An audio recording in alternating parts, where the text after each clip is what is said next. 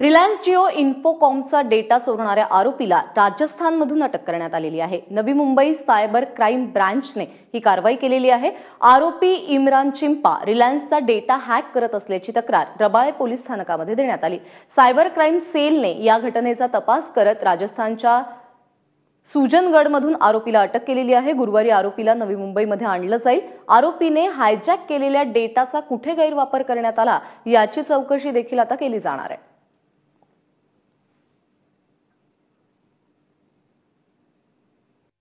Reliance Jio इन्फोकॉमचा data चोरी जात असल्याचा संशय आल्यानंतर रिलायन्सच्या अधिकाऱ्यांच्या माध्यमातून नवी मुंबई सायबर क्राईमची तक्रार करण्यात आली होती आणि त्यानंतर नवी मुंबईच्या सायबर क्राईमच्या टीमने अधिक तपास केला असता इब्राहिम चिंपू हा जो आरोपी आहे याच्या माध्यमातून हा डाटा लीक केल्याचं समोर आलं होतं।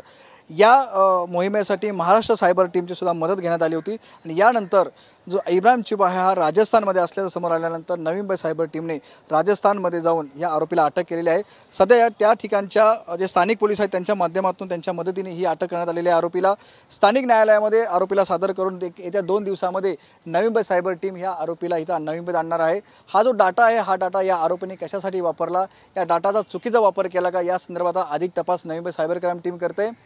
हा जो डाटा आहे आपण पाहिला असेल की जिओचा जो डाटा आहे त्याच्यामध्ये संपूर्णपणे लोकांची माहिती होती। पॅन कार्ड असेल, त्याचबरोबर आधार कार्ड असेल किंवा इतर पर्सनल डाटा आहे तो जिओ संदर्भात जॉईन झाला होता। त्यामुळे या डाटाचा कुठे हा जो आरोपी आहे यांनी इतर ठिकाणी वापर केला का, कुणाला हा डाटा दिलाय का, या संदर्भात अधिक तपास आहे नवी मुंबई सायबर क्राईम करते।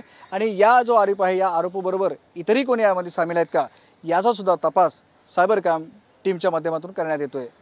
विनायक पाटील, एबीपी माझा, नवी मुंबई।